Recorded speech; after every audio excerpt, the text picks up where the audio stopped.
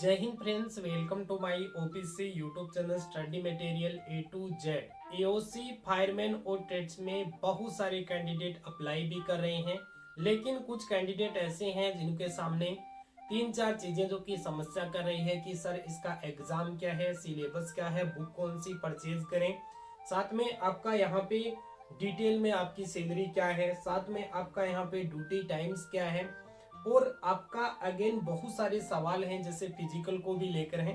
तो मैंने डीडी भाई से सारी चीजें जो है इसके रिगार्डिंग बात की और आपको एक एक चीजों के बारे में बिल्कुल डिटेल में मिलने वाला है सब कुछ। वीडियो को पूरा देख लीजिएगा, एक भी डाउट आपका नहीं बचेगा।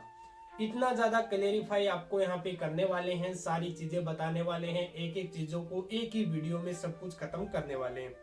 और देखिए एओसी का पेपर मैंने अपनी वेबसाइट स्टडी मटेरियल A2Z.in पे भी डाल दिया है। साथ में अगर आप जो है यहाँ पे टेलीग्राम चैनल से डाउनलोड करना चाहें तो आप जो है वहां से भी डाउनलोड कर सकते हैं। देखिए मैंने यहाँ पे कॉल पे बातचीत जो है उनसे की गई, तो उनके द्वारा बहुत सारी चीजें बताई गई, लेकिन मैं यहाँ पे कॉल रिकॉर्डिंग थोड़ा सा जो है अच्छा नहीं आया, लेकिन मैं डायरेक्टली कॉल रिकॉर्डिंग ही डाल देता।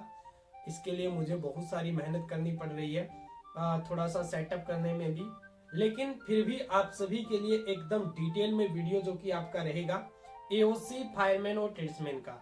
उन्होंने जो है एओसी फायरमैन के बारे में बताया और मैं ट्रेड्समैन के बारे में भी आपका लगभग सेम ही है, लेकिन फिर भी आपको जो है थोड़ी थोड़ी चीजें चाहिए, वो आपके वर्क को लेकर हो या फिर आपके जितने भी सवाल को लेकर हो।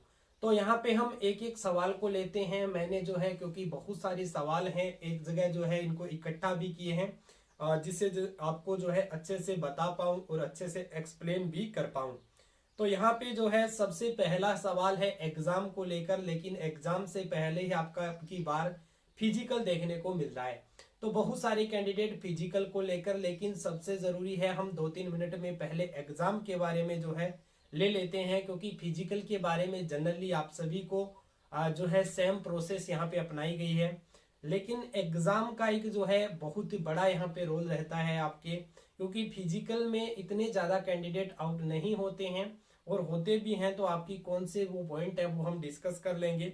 सबसे पहला जो सवाल होता है वो आपका एग्जाम को लेकर है। तो एग्जाम आपका बिल्कुल ऑफलाइन कंडक्ट करवाया जाएगा, आपके सेंटर के अकॉर्डिंग आपको बुलाया जाएगा। ये सारी चीजें हम जो है डिस्कस ऑलरेडी कर चुके हैं।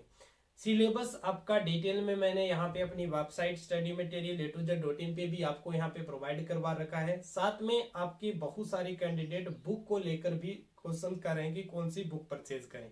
देखो मैं जनरली एक ही बुक जो आपकी जीके के लिए आती है वो यहाँ पे, जिसमें आपका स्टेटिक पार्ट अच्छे से कवर कर जाता है, और हमारे लिए जो है सबसे अच्छा रहता है इन जो ग्रुप सी के एग्जाम होते हैं उसमें आपका जो बुक्स आती है, लूसेंट का बुक आता है, जीके का एक बड़े वाला भी आता है, एक छोटे वाला भी आता है, लेकिन आप बड़े वाला परचेज कर लेंगे तो आपको बार बार, क्योंकि ग्रुप सी में सेम सा मैटर रहता है।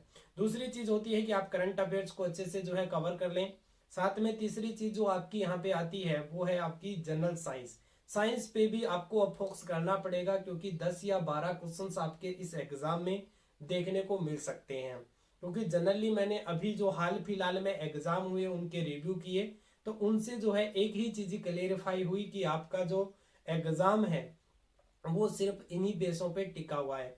साथ में आप सभी को पता होना चाहिए कि जो आपका मैथ्स और रीजनिंग है उनमें एक एक टॉपिक से एक एक क्वेश्चन आपका उठाया जाता है आपके बुक से आपके यहाँ पे बुक्स बहुत सारी बुक्स आती हैं, लेकिन आप एसएससी की कोई भी बुक्स उठाएं उसमें आपके टॉपिक जो दिए होंगे, जैसे मान लो आपका परसेंटेज दिया गया है या फिर आपका प्रॉफिट लॉस दिया गया है या एवरेज दिया गया है, इनको आप उठाओ, उनके जितने भी कंसेप्ट है उनको अच्छे से क्लियर करो। उसके साथ ही यहाँ पे आपका जो सवाल बनता है वो रीजनिंग को लेकर बनता है। तो रीजनिंग में भी ऐसा ही सिस्टम इन्होंने किया है कि आपकी पहले क्या होता था कि आपका यहाँ पे फिर भी जो टॉपिक मोस्ट इंपॉर्टेंट होता है, जैसे आपकी सीरीज होती है और आपका यहाँ पे जो अल्फाबेट वाली जो यहाँ पे होते हैं वो सारी चीजें यहाँ पे आपकी जो आती हैं वो एक मेनली रहता है, लेकिन 2 या 1 क्वेश्चन ही आजकल डाला जाता है, इतना ज्यादा नहीं किया जाता है। तो उसके लिए भी आपको यहाँ पे अलग से कुछ पढ़ने की आवश्यकता नहीं है, एक एक टॉपिक से पूरे कंसेप्ट आपको क्लियर करके जाने चाहिए। रीजनिंग हर कोई कर लेता है मे भी, क्योंकि बहुत आसान आती है। उसके बाद जो आपका सवाल आता है कि सैलरी क्या रहेगी। सैलरी जनरली यही होता है कि आपका सैलरी दोस्त 22 या 22 से 25 के अराउंड आपका सैलरी रहता है। लेकिन आप कहीं अदर प्लेस पे जाते हो जम्मू वगैरह, तो वहां पे आपका 3 या 4 हजार रुपए का आपका अलाउंस जो है ऐड कर दिया जाता है। लेकिन जनरली आपका 22-25 के अराउंड आपका सैलरी यहाँ पे रहता है। उसके सवाल आपके आती है क्या इसमें जो है आपका ड्रेस मिलेगा या नहीं मिलेगा। तो फायरमैन के अंदर तो आप जानते हैं कि दोस्त कहीं कहीं आपको जो है ड्रेस दी जाती है। ये भी होता है कि आपका जो स्टेशन आप यहाँ पे फॉलो करते हैं, जैसे आपकी जहाँ पे भी मान लो आपकी ज्वाइनिंग हुई और आप वहाँ पे कोई भी आप काम कर रहे हैं, जो आपको फायरमैन के अंदर में क्या काम करना पड़ता है वो भी मैं जो कि पूछा था वो भी मैं आपको बता दूंगा। लेकिन ड्रेस आपका जनरली सिविलिंग वाला जो ड्रेस होता है वही मिलता है, क्योंकि हम बहुत सारे कैंडिडेट उस वर्दी के लिए जाते हैं। लेकिन यही चीज यहाँ पे कमी रखी गई है, वो है आपकी ओरिजिनल लोगो। और इसमें कई बार मिल भी जाता है, लेकिन वो DFS वाला जो लोगो है वो वाला आपका डिफेंस वाला वो लोगो आपको मिलता है। बट फिर भी आपकी सैलरी अच्छी खासी रहती है। काम सबसे इंपॉर्टेंट है फायरमैन के अंदर। फायरमैन में आपको पता है आप में से बहुत सारे के सर आग तो कभी कभी ही लगती है। हाँ बिल्कुल सही है कि आपकी आग वगैरह जो है कभी कभी लगती है। लेकिन वो क्या करते हैं कि आपकी अलग से आपको एक्सरसाइज वगैरह आपका प्रैक्टिस पूरा जो है एक टाइप का प्रैक्टिस चलता रहता है, जो आपका और कितने घंटे तक आपकी ड्यूटी जो है जनरली रहती है। तो आपका जो जनरली होता है कि आप लगभग जो सुबह का टाइम होता है ये सुबह के ज़्यादा, तो सुबह आप 8:30 या 9 बजे तक आप जो है जाएंगे। उसके बाद आप 4:30 या 5 बजे तक आपको छोड़ दिया जाएगा। तो ये 7-8 घंटे का जो आपका टाइम ड्यूरेशन रहता है। मैं यहाँ पे एग्जैक्ट क्यों नहीं बता रहा, क्योंकि एक्चुअली में होता तो 8 घंटे का ही है, लेकिन कई बार आपका समय लग जाता है। लेकिन फिर भी आप मान के चलिए कि इतना ही आपका समय होता है। उसके साथ ही आपका यहाँ पे फायरमैन के अंदर दोस्त मैंने बताया, ट्रेड्समैन के अंदर ये फायरमैन के अंदर जो काम होता है वो भी मैंने बताया। ज्यादातर आपका मेनली जो काम होता है वो होता है आपका आग बुझाने का होता है। आग से संबंधित जो पूरी डिटेल्स आपको लेनी होती है उसके अकॉर्डिंग आपका प्रैक्टिस वगैरह जो है आपकी चलती रहती है। और DD भाई ने पूरी तरह से, क्योंकि फायरमैन वो जो है यहाँ पे, तो उनसे जो है पूरी चीजें डिस्कस हुई है।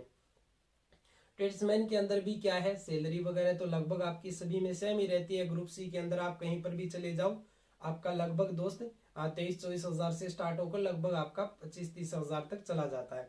बट ट्रेड्समैन के अंदर भी यही है कि आपका यहाँ पे काम क्या होता है। तो इसका जो जनरली काम होता है वो होता है आपका, इसके अंदर आपका मेंशन नहीं किया होगा कि स्टोर कीपर को मैनेजमेंट करना। हालांकि एक चीज आप देखते हैं कि स्टोर मैनेजमेंट में आपकी बहुत सारी चीजें आ जाती है। आपका हर तरह का काम आ जाता है उसके अंदर, क्योंकि मैनेजमेंट आपको करना होता है। और आपको किस तरह का काम दिया जाएगा ये भी आपका जो है वहां पे डिपेंड करेगा। अभी आप इस चीज को लेकर नहीं आप जो है कह सकते कि मुझे यही काम मिलेगा। और जनरली आपके वहां पे काम जो है आपके डिफरेंट डिफरेंट तरीके से काम आपको बांट दिए जाते हैं। जैसे आप कोई भी काम करते हैं तो आपके लिए कि मान लो मुझे ये इतना करना है इतना करना है, ये इस तरह से वहां पे आपका डिवाइडेशन हो जाता है। टेस्टमैन में हाइट का कोई रोल है नहीं। उसके साथ आपको मैंने ड्यूटी टाइम भी बता दिया, ड्रेस के बारे में भी बता दिया, और इसके साथ ही यहाँ पे सिलेबस बुक्स इसके बारे में भी बता दिया। अब जनरली हम बात कर लेते हैं फिजिकल के बारे में। तो फिजिकल सबसे पहले हम फायरमैन की बात कर रहे हैं। तो फायरमैन में एक तो आपका रनिंग वाला सबसे इंपॉर्टेंट है, और एक आपका वो जो वजन उठाने वाला है, और वो भी आपको एक सटीक शब्दों में लिखा गया है कि इतना समय तो इतना टाइम आपको दिया जाएगा। वो बिल्कुल आपको कवर करना पड़ेगा। इतना समय तो इतना आपको, वो पूरा समय आपको यहाँ पे उतने जो समय में आपको जो नोटिफिकेशन में दिया गया है उसको अच्छे से आपको अपनी प्रैक्टिस करनी चाहिए।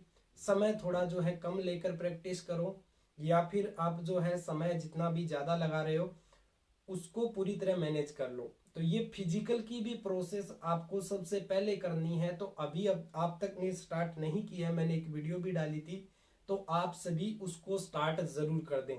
जितने भी कैंडिडेट हैं आप सबसे पहले फिजिकल को भी थोड़ा जो है अपना टाइम देना स्टार्ट कर दीजिए, क्योंकि समय आपके पास बहुत ही कम है। उसके साथ आप रनिंग का भी जनरली कि आपका 1.5 और आपका 1.6 किलोमीटर ये रनिंग है, लेकिन आप कम से कम 1600 मीटर दौड़ें और थोड़ा सा समय भी कम करने की कोशिश करें, क्योंकि वहां पे आपका ऐसा हो जाता है कि आपका जैसे जैसे आप जाते हो कि मार्च वगैरह आ रही है और अब राजस्थान में आप आएंगे तो वहां पे धूप वगैरह कुछ यहाँ पे जो आप जैसे जैसे आप आएंगे तो धूप जो है बढ़ जाएगी। तो उसके अकॉर्डिंग आपको जो है हो सकता है कि आपका समय कब आए और कब आपको रनिंग करवाई जाए, तो उसके अकॉर्डिंग भी अपने आप को प्रिपरेशन जरूर करनी है, अपने आप को यहाँ पे मैनेज करना है। एक होता है आपका फायरमैन में जनरली आपका रस्से चढ़ने वाला, तो रस्से तो चढ़ जाते हैं लेकिन आपको उसका भी थोड़ा बहुत प्रैक्टिस कर लेना चाहिए, और उसमें भी आपका समय जो दिया जाता है वो फिक्स होता है। जो चीजें फिक्स है वो फिक्स ही है, आपको सारी चीजें यहाँ पे करवाई जा रही हैं।